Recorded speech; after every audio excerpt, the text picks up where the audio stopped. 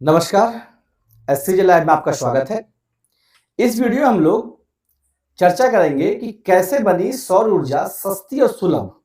हमारे लिए सौर ऊर्जा जो है कैसे सस्ती और सुलभ एक संसाधन बन के उभरा है, जिसने हमारे घरों को रोशनी किया है और साथ साथ में हमारे लिए जीरो प्रदूषण 0% पॉल्यूशन की पॉलिसी को फॉलो कर रहा है। जो सोलर प्लेट आज से 2010 में, यानी आज से लगभग 15 साल 10 साल पहले 20,000 30,000 में मिलता था, उसकी कीमत महज 2-3 हजार तक आके सिमट गई है। आखिर यह हुआ कैसे? आखिर इसके पीछे क्या रीजन रहा और किन तकनीक का प्रयोग किया गया कि सोलर ऊर्जा जो है हमारे घरों की एक बहुत नीडेबल चीज बन गई है और कई जगहों पर, कई यूनिवर्सिटी में, कई संस्थानों में सौर ऊर्जा का उपयोग बेहतर रूप से किया जा रहा है। 100% एनर्जी के लिए किया जा रहा है। हम इस वीडियो में इसी पर चर्चा करेंगे, एक बेहतर तरीके से जानने का प्रयास करेंगे कि कल का भविष्य सोलर ऊर्जा है, यानी सनलाइट के से बनने वाली ऊर्जा है, सूर्य के प्रकाश से बनने वाली ऊर्जा है। तो इसलिए आज का टॉपिक है कि कैसे बनी सौर ऊर्जा सस्ती और सुलभ। ठीक है, चलिए बढ़ते हैं आगे। खबर है कि 2010 में एक सोलर पैनल, जिसको हम लोग फोटोवोल्टिक मॉड्यूल कहते हैं, जिसकी कीमत 200 रुपए प्रति वाट से ज्यादा थी, यानी 2010 में जिसकी कीमत 200 रुपए प्रति वाट थी, वही 2024 में एक रिपोर्ट के अनुसार 9 रुपये प्रति वाट से कम हो गई है। समझिए कितना गिरावट आया है। अगर देखा जाए तो 95% के तक की गिरावट है। कितना? 95% तक की गिरावट है। भारत में नहीं, ये पूरे दुनिया में एक गिरावट देखने को मिला है। यानी सौर ऊर्जा के लिए, यानी सौर पैनल का गिरावट जो है, सौर पैनल की कीमत में गिरावट जो है वो 95% वो पूरी दुनिया में हुई है। आप इस बात से समझिए, आपको लग रहा होगा कि क्वालिटी खराब हो गई इसलिए इसमें गिरावट आई। नहीं, मांग बढ़ गया, डिमांड बढ़ गया, इसलिए इसमें गिरावट आ सकती है। तो क्वालिटी खराब होना एक कारण नहीं है, डिमांड बढ़ जाना भी एक कारण है। कई तरह के जगहों पर इसकी मांग बढ़ गई है, इससे कारण नए नए प्रयोग भी होने लगे हैं, नए नए संसाधनों के खोज भी होने लगे हैं, नए तरीके भी बनने लगे हैं, जिस कारण से इसकी मांग, डिमांड बढ़ गई और डिमांड बढ़ जाने के कारण इसकी कीमत में 95% की गिरावट आ गई। सौर ऊर्जा को अपनाने की दिशा में एक ऐतिहासिक मोड़ है, क्योंकि अगर 95% की गिरावट आ गई है तो इसकी कीमत नगण्य हो गई है और ये सस्टेनेबल भी है। और सबसे इंपॉर्टेंट पार्ट कि यह किसी भी प्रकार का पॉल्यूशन नहीं करने वाला ऊर्जा है। अब एक समस्या है कि इससे बिजली हमको लेना एक कठिन प्रक्रिया है। अगर आपको पता होना चाहिए कि सोलर ऊर्जा से जो हम बिजली लेते हैं सोलर प्लेट से, वो क्या होता है, हमें एक बैटरी में स्टोरेज करना होता है। दिन में तो चलो लाइट हम जला लेते हैं, लेकिन रात में जो है उसे जलाने के लिए हमें उसे बैटरी में स्टोर करना पड़ता है। तो सोलर प्लेट अगर महंगा हो गया और अगर बैटरी सस्ता नहीं हुआ तो भी नुकसान है इसके लिए। तो अगर हम देखें तो बैटरी स्टोरेज टेक्नोलॉजी भी सस्ती और बेहतर हो रही है, यानी पहले की अपेक्षा बैटरी स्टोरेज टेक्नोलॉजी भी बेहतर हुई है। दिन में सोलर पैनल से बिजली बनती है और बैटरी में स्टोर होगी, ये पता है, जिससे रात में बिजली हमें मिलती रहेगी, ये हम बताएं आपको। और 2020 में एक यूनिट बैटरी स्टोरेज की कीमत लगभग 13,860 रुपये थी, जो 2024 में 8,388 रुपये हो गई है। यानी देखा जाए तो बैटरी स्टोरेज तकनीक में भी, यानी बैटरी खरीदने में जो लोग जा रहे हैं वो भी सस्ता हुआ पहले की अपेक्षा। जो बैटरी 2020 में लगभग 14,000 में मिल रही थी, वही बैटरी आज लगभग 8,500 में मिल जा रही है। अनुपातिकता में देखें तो उसकी भी तकनीक में, टेक्नोलॉजी में बढ़ोतरी हुई है और वो भी सस्ता हुआ है। बैटरी की उम्र भी बढ़ा है। कैसे? नए तकनीक के आने के अनुसार अब जो बैटरी है वो 15,000 बार चार्ज और डिस्चार्ज हो सकता है। यानी एक बैटरी को हम लोग 15,000 बार चार्ज कर सकते हैं और 15,000 बार उसे डाउन कर सकते हैं, डिस्चार्ज कर सकते हैं, फिर चार्ज कर सकते हैं। पहले जो है औद्योगिक कीमत जो है, बिजली की औद्योगिक कीमत जो है वो 7.90 रुपये प्रति किलोवाट थी। औद्योगिक कीमत किसे कहा जाता है? जिस कीमत पर उद्योग में बिजली मिलता है। घरेलू बिजली कीमत कम होती है और औद्योगिक कीमत जो है वो हल्का सा ज्यादा होती है। अब जो है सोलर सिस्टम के आने के बाद यह कीमत 4 रुपये से 4.70 रुपये प्रति यूनिट यानी 4.70 रुपये प्रति यूनिट, लगभग 5 रुपये प्रति यूनिट हो गई है, जो सीधा सीधी अगर देखा जाए तो 3 या 4 रुपये प्रति यूनिट सस्ता हो गया है। यानी सोलर से बिजली बनाना और सौर ऊर्जा का उपयोग करना आम जनता के लिए एक किफायती सॉल्यूशन बनते जा रहा है। अगर इसको हम तुलना करें कि उपलब्धता के हिसाब से, लागत के हिसाब से, समय के हिसाब से, प्रदूषण के हिसाब से, तो कोयला से बनने वाली जो सौर ऊर्जा है उसकी उपलब्धता जो है 85% है। सॉरी, कोयला से बनने वाली जो बिजली है जो हम लोग उपयोग करते हैं उसकी उपलब्धता जो है वो 85% है। और वहीं सोलर और स्टोरेज यानी सोलर ऊर्जा, सोलर प्लेट से बनने वाली, और स्टोरेज मतलब बैटरी में स्टोर करने वाली हमें 95 से 100% है।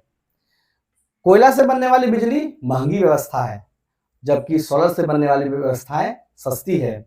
इसमें बनने में सालों समय लग जाता है, क्योंकि कोयला एक पुरानी प्रक्रिया है जिसके तहत जो है हम उसे बना नहीं सकते हैं, ये सालों साल पहले बना हुआ है, सिर्फ हम उसका यूज कर सकते हैं। जबकि सोलर ऊर्जा जो सोलर पैनल है इसको बना के हम लोग सनलाइट से उपयोग करते रह रहे हैं, इसमें कोई परेशानी नहीं दिख रही है। यह प्रदूषण ज्यादा छोड़ता है और वर्तमान में यह शून्य प्रदूषण का कह रहा है, प्रदूषण तो किसी प्रकार का नहीं है। आखिर सौर ऊर्जा है क्या?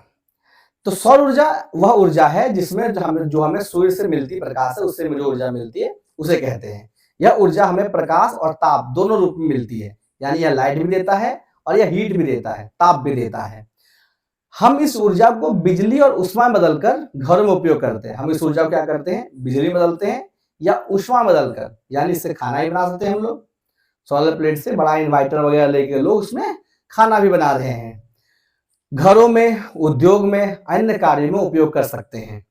इसके उपयोग के 2 तरीके हैं, इस्तेमाल करने के 2 तरीके हैं। पहला है फोटोवोल्टिक, जिसको पीवी सिस्टम कहा जाता है। यह एक प्रणाली है जिसमें सौर पैनलों का उपयोग करती है। और दूसरा है, इन सौर पैनलों में क्या होती है? फोटोवोल्टिक सेल होती है। फोटोवोल्टिक सेल को आप जानते होंगे। अगर आप इसे नहीं जानते हैं तो इसका अंग्रेजी नाम तो आप जरूर जानते हैं, जिसका अंग्रेजी नाम है सेमीकंडक्टर डीसी, सेमीकंडक्टर। तो जो बैटरी, जो सौर ऊर्जा प्रयोग होता है उसमें फोटोवोल्टिक सेल होता है, जो सूर्य की रोशनी से सीधे बिजली में बदल देने का काम करता है। यानी इस तरह के लाखों सोलर प्लेट एक जगह पे लगाए गए हैं जिस पर सनलाइट पड़ रहा है, सनलाइट पड़ रहा है, और ये सनलाइट क्या कर रहा है? इसको बिजली में बदलने का काम कर रहा है। दूसरा है सौर तापीय ऊर्जा प्रणाली, जिसको हम लोग CSP, कंसंट्रेटेड सोलर पावर कहा जाता है। यह प्रणाली दर्पणों यानी मिरर्स की मदद से सूर्य की रोशनी को एक जगह में एकत्रित करती है। ये क्या करता है? बहुत सारे सूर्य के मिरर्स जो है वो लगा दिए जाते हैं एक जगह पे, और सूर्य की रोशनी एक जगह पे एकत्रित होती है, और यह संकेंद्रित ऊर्जा भाप के रूप में परिवर्तित होती है, और एक ही जगह पे सारा ऊर्जा डाला जाता है। यानी ये समझिए कि बहुत सारा छोटा छोटा शीशा लगा दिया गया चारों साइड से, सनलाइट इस पर पड़ रहा है और सनलाइट एक जगह आके जमा हो रहा है। इससे सनलाइट की एनर्जी बढ़ जाएगी और इससे जो है भाप में, ऊर्जा से भाप बनाने में प्रयोग होता है, और यह टरबाइन को घुमाकर बिजली बनाती है। यानी बड़े बड़े टरबाइनों को घुमाकर, जिस टरबाइन को घुमाने के लिए पानी का प्रयोग किया जाता है, उस टरबाइन को घुमाने में सौर ऊर्जा मदद कर रही है। सोचिए तकनीक जो है कितना विकसित हुआ है। यानी सौर ऊर्जा बिजली बनाने के लिए भी काम आने लगा है, सिर्फ घरों के लिए नहीं, बिजली बनाने के लिए भी काम आने लगा है। तो किस तरह से? हम बताएं आपको कि इस तरह से अलग अलग शीशा को चारों तरफ लगा के इस पर सनलाइट पड़ रहा है, और इस सनलाइट को एक जगह पे केंद्रित कर देता है, और उससे इसका ऊर्जा बढ़ जाता है, संकेंद्रित कर देता है, एक जगह पे केंद्रित करके इसको ऊर्जा को भाप के रूप में परिवर्तित कर देता है, और ये भाप बाद में टरबाइनों को घुमाकर बिजली पैदा करने के लिए काम कर रही है। अब है कि सौर ऊर्जा का महत्व क्या है। अगर हम भारत में देखें, भारत के परिप्रेक्ष्य में देखें, तो सौर ऊर्जा का महत्व क्या है? पहला है कि जलवायु लक्ष्य को पूरा करने में सौर ऊर्जा सहायक है। जलवायु लक्ष्य को पूरा करने में सहायक है। 2030 तक उत्सर्जन तीव्रता को 45% में कमी करना है। यानी भारत सरकार के लक्ष्य है कि 2030 तक जो है प्रदूषण उत्सर्जित होता है उसको हम लोग 45% तक कम करना है। यह 2010 के आंकड़े के आधार पर तय हुआ है कि 2010 के आधार पर हमें 2030 तक 45% कम करना है। और बिजली से जो हम लोग उपयोग कर रहे हैं, कोयला से बिजली या पानी से बिजली, इस कोयला और पानी से बिजली से ये हो नहीं सकता है।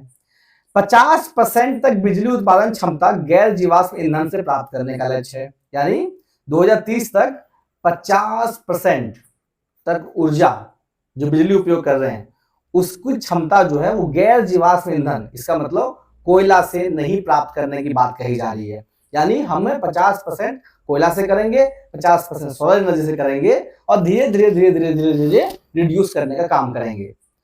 500 गीगावाट, मेगावाट से बड़ा होता है गीगावाट, गैर जीवाश्म ईंधन आधारित ऊर्जा क्षमता का विकसित करने का लक्ष्य रखा गया है। यानी 500 गीगावाट जो है गैर जीवाश्म ईंधन आधारित ऊर्जा क्षमता का विकास करने का लक्ष्य रखा गया है। और UNFCCC यानी ग्लैक्सो सम्मेलन जो कॉर्पोरेशन 2026 में जो ग्लैक्सो सम्मेलन जो है पंचामृत घोषणा की गई थी, इन 5 लक्ष्यों को घोषणा की गई है कि हम भारत में इस तरह के ऊर्जा लक्ष्यों को पूरा करने का विचार रख रहे हैं और आने वाले साल में हम इसे पूरा भी करेंगे। भविष्य में ऊर्जा आवश्यकताओं को पूरा करना भी एक बहुत बड़ा लक्ष्य है कि भारत ने ऊर्जा के वैश्विक औसत को 3 गुना अधिक है। अगर हम देखें तो पूरे दुनिया के वैश्विक स्तर से भारत में ऊर्जा बहुत अधिक उपयोग हो रही है और इस ऊर्जा को खपत हो रही है अगर, तो उसे देना, उसे जरूरत के हिसाब से हमें बनाना भी जरूरत है। अगले 20 वर्षों में ऊर्जा की मांग में लगभग 25% वृद्धि होने की संभावना है। क्योंकि देख लीजिए ऑनलाइन क्लासेस में ऊर्जा की जरूरत होने लगी है। बहुत सारे जगहों पे जहां तकनीक बहुत ज्यादा डेवलप हो वहां ऊर्जा की जरूरत होने लगी है। हर चीज अब बिजली से चलने लगा है। छोटा सा मशीन से छोटा मशीन भी बिजली से चलने लगा है। ट्रैक्टर, ये क्या और चीजें भी बिजली से चलने लगी है। कई ऐसे घर में पंप सेट लगा हुआ है, वो बिजली से चलने लगी है। यानी ऊर्जा की आवश्यकता दिन प्रतिदिन जो है लगातार बढ़ते ही जा रही है और अनुमान है कि आने वाले 20 सालों में 25% की वृद्धि होगी। तीसरा, ग्रामीण विद्युतीकरण में योगदान ऑफ ग्रिड सोलर सिस्टम एक बेहतर समाधान है।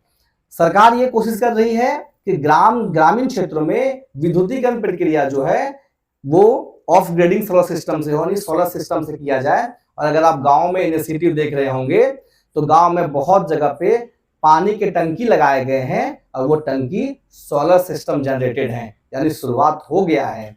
बहुत जगह पे बड़े बड़े स्ट्रीट लाइट लगाए गए हैं जो सोलर सिस्टम जनरेटेड है, सोलर सिस्टम से चल रहे हैं। यानी सरकार ने एक पहल किया है, धीरे धीरे ग्रामीण क्षेत्रों में भी जो मूल रूप से उपयोग होने वाली चीजें हैं उसे सोलर सिस्टम तक लाने का प्रयास किया जा रहा है। ऊर्जा की आत्मनिर्भरता और सुरक्षा, ये बहुत इंपॉर्टेंट है कि हम ऊर्जा में आत्मनिर्भर रह सकें, हमें किसी से मांगने का जरूरत ना पड़े। आप देखिए भारत से बांग्लादेश बिजली जाती है, अगर भारत बिजली देना बंद कर दे, जो अडानी पावर प्लांट है झारखंड के गोड्डा जिले में, वहां से बांग्लादेश को बिजली सप्लाई होती है। अब सोचिए अगर झारखंड से बिजली सप्लाई होना बंद कर दिया जाए, यानी अडानी पावर प्लांट से बिजली सप्लाई होना बंद कर दिया जाए तो पूरा बांग्लादेश अंधेरामय हो जाएगा। तो हम अगर अपने आत्मनिर्भर से बिजली की उपलब्धता को बढ़ा लेते हैं तो डिपेंडेंसी किसी पर नहीं होना पड़ेगा। विदेशी तेल की कोयले की निर्भरता बढ़ेगी। विदेशी तेल और कोयले हम बिजली बनाने के लिए कई और चीजें प्रयोग करते हैं, क्योंकि कई मशीन चलते हैं जो तेल से चलती है और कोयले, बहुत सारा कोयला जो विदेश से आता है, भारत के अलावा विदेश से कोयले आते हैं। इन कोयला की उपलब्धता जो है, निर्भरता जो है घटेगी और हमें पैसे की भी बचत होगी, पर्यावरण को लाभ होगा। ओवरऑल देखें तो पर्यावरण को लाभ पहुंचेगा और रोजगार और आर्थिक विकास में सहायता मिलेगा। रोजगार बढ़ेगा और साथ साथ में आर्थिक विकास में सहायता मिलेगी। गांव और शहर में सौर कंपनियां का स्टार्टअप से तेजी से बढ़ते हुए दिखाई देगा हमको। अगर आप देख लें तो गांव में और शहरों में छोटी छोटी सौर कंपनियां भी बढ़ रहे हैं। हम लोग छोटे छोटे गांव में तो नहीं, लेकिन मध्यम वर्गीय गांव में जहां हल्का शहरीकरण है वहां भी छोटी कंपनियां स्टार्टअप कर रही है सोलर में। भारत क्यों आदर्श देश और सौर ऊर्जा के लिए ऐसा क्यों इम्पोर्टेंट रखता है?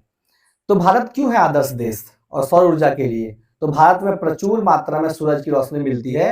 औसतन 300 दिन साल भर में 360 दिन में 300 दिन तक हमें जो है आसानी से रोशनी मिल जाती है और बहुत प्रचुर मात्रा में सूरज की रोशनी मिलती है।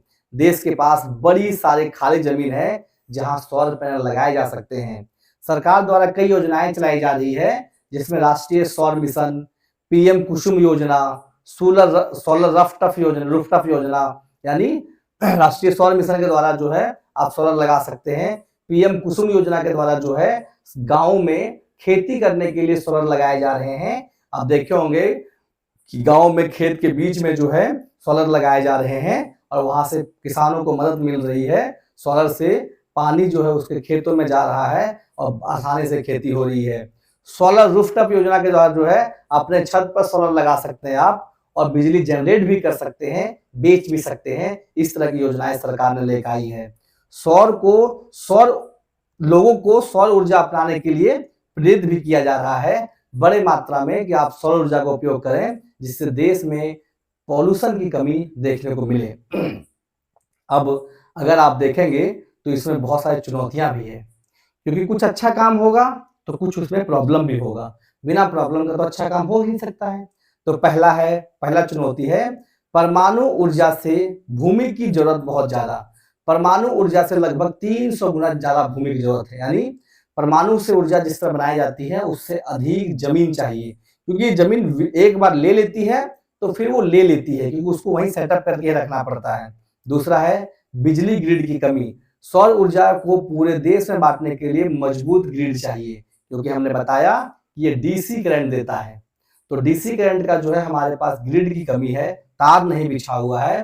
तो अगर सरकार ने बिजली बना भी लिया तो इसको फिर से इसे बांटने के लिए बहुत अधिक परेशानी झेलना पड़ेगा।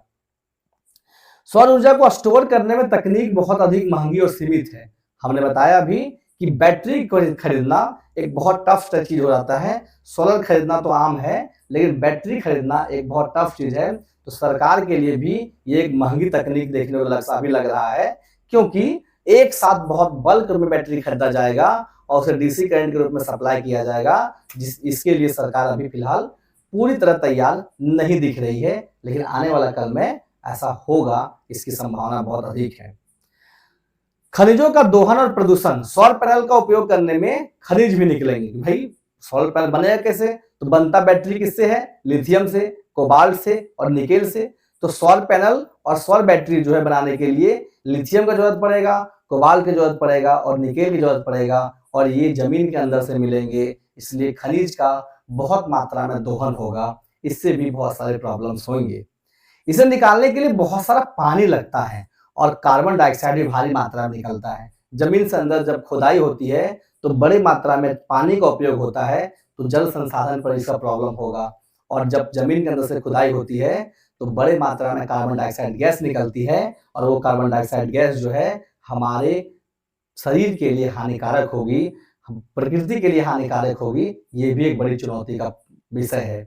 घरेलू उत्पादन में कमी देखने को मिलेगा। बहुत सारे घरेलू उत्पादन में जो है वो कमी देखने को मिलेगा क्योंकि सभी लोग अगर सौर पैनल का उपयोग करने लगेंगे तो ये देखने को आसानी से मिलने शुरू हो जाएगी। अलग अलग राज्यों में असमान नीतियां, अलग अलग राज्य में जो है सोलर पैनल को लेकर जो है अलग अलग नीति है। कहीं बहुत सस्ता मिल रहा है, कहीं सरकार सब्सिडी दे के रखा है, कहीं सरकार सब्सिडी दे के नहीं रखा है। इस कारण से भी सौर पैनल को हर 20 साल में बदलना एक बड़ी चुनौती है जिससे कचरे की समस्या हो जाएगी। हमने बोला पॉल्यूशन तो नहीं है लेकिन वेस्ट तो होगा ना। सोलर पैनल बदल, जैसे आप मोबाइल खरीद रहे हैं, आप 4 महीने में, 1 साल में, 2 साल में मोबाइल बदल दे रहे हैं तो मोबाइल जो कचरा बना वो सोचिए क्या हो रहा है उसका। मोबाइल का कचरा भी तो एक कचरा बन के रह रहा है। तो ई वेस्टेज बोल रहे हैं, इलेक्ट्रॉनिक वेस्टेज बन के रूप में ये बड़ी समस्या, कचरा बन जाएगा इलेक्ट्रॉनिक रूप में। स्मार्ट ग्रिड, गाँव में माइक्रो ग्रिड और आधुनिक ग्रिड बनाना एक बड़ी चुनौती होगी। आगे की राह में क्या होगा कि स्मार्ट ग्रिड बनाना, गांव में माइक्रो ग्रिड और आधुनिक ग्रिड बनाना होगा जिससे बिजली को, यानी सौर बिजली को आसानी से जमीन तक पहुंचाया जाना संभव हो। जमीन का सही उपयोग करना एक बड़ी चुनौती होगी क्योंकि इस मायने में हमेशा गरीब तबके के लोग, गरीब, सेमी गरीब, ऐसे लोग जो बहुत ज्यादा शिक्षित नहीं वर्ग से आते हैं वही कुचले जाते हैं, उन्हीं को प्रॉब्लम्स होता है और उन्हीं का जमीन चल जाता है। सरल नीतियां बनानी होगी केंद्र सरकार राज्य सरकार मिलकर, और ये नीति जो है एक जैसा और आसान हो, जिससे आसानी से इस राह में आगे बढ़ सके। सरकार, राज्य सरकार और केंद्र सरकार मिलकर अगर नीतियां बनाती है तो आगे जाना संभव होगा। नई तकनीक से सौर पैनल, सौर बैटरी, यानी नई तकनीक में सौर पैनल, बैटरी और सौर पवन संयोजन में सुधार करना होगा, यानी और अधिक उसमें प्रयोग करना होगा, जिससे इससे तकनीक में और अधिक सुधार देखने को मिले। AI और IoT, इंटरनेट ऑफ थिंग्स, इसके बारे में हम लोग चर्चा करेंगे कि इंटरनेट ऑफ थिंग्स के लिए भारत सरकार ने एक ऐप लॉन्च किया है, जिसको हम लोग AI जनरेटेड ऐप कह रहे हैं। इसके बारे में नेक्स्ट में आपको वीडियो मिलेगा और उसमें हम लोग समझाने का प्रयास करेंगे कि भारत एक कदम आगे कैसे चल गया है। अभी हम लोग गूगल जेमिनी का उपयोग कर रहे हैं या चैट GPT का उपयोग कर रहे हैं, भारत ने अपना AI जनरेटेड ऐप भी लॉन्च कर दिया है। आपको अगर पता होगा तो इसके बारे में आप अध्ययन कीजिए, हम लोग बहुत जल्द इस पर वीडियो लेकर आएंगे। और रिसाइकलिंग के बारे में भी चर्चा हो गई है कि रिसाइकलिंग बड़ी समस्या है, कि जो ई वेस्टेज होगी उसको रिसाइकल करने के लिए हमारे देश में भी कुछ तरह के संसाधन सही से उपलब्ध नहीं है। तो ये क्या होगा, और सबसे बड़ी चुनौती होगी कि क्या आपाधापी में मेक इन इंडिया का नारा तो खत्म नहीं हो जाएगा, भारत में बनना बंद तो नहीं हो जाएगा, हम लोग चाइना से इंपोर्ट तो नहीं कर लेंगे। इन सारे समस्याओं और सुधारों के साथ जो है हम लोग देखेंगे कि भारत में एक अच्छी पहल है। पूरी दुनिया की अपेक्षा भारत भी सौर ऊर्जा की तकनीक को आगे लेके चल रहा है। चुनौतियां हैं, लेकिन इन चुनौतियों को पार करते हुए सरकारें सौर ऊर्जा को भी प्रमोट कर रही हैं। आशा है कि ये वीडियो में आपको बहुत कुछ सीखने मिला होगा। आपसे ये क्वेश्चन छोड़े जा रहे हैं कि भारत में UNFCCC कॉर्पोरेशन 2016 में किस कार्यक्रम के अंतर्गत 2030 में 500 गीगावाट जीवाश्म ईंधन का लक्ष्य रखा गया। अमृत योजना, पंचामृत, उज्ज्वला योजना या सौर शक्ति योजना अभियान के तहत। आप अपना राय इस कमेंट बॉक्स में हमारे वीडियो में रखेंगे और आप अपने इस वीडियो को अपने दोस्तों के साथ शेयर करें। आशा करते हैं ये वीडियो आपके लिए बहुत मददगार होगा। मिलते हैं नेक्स्ट वीडियो में, तब तक के लिए धन्यवाद।